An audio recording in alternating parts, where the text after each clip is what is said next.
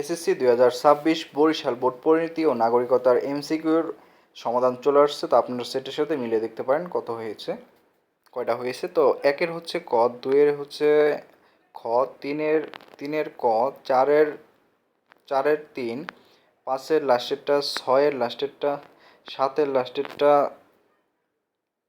আটের আটের খ, নয়ের ক, দশের লাস্টেরটা, এগারোর লাস্টেরটা, বারোর ক,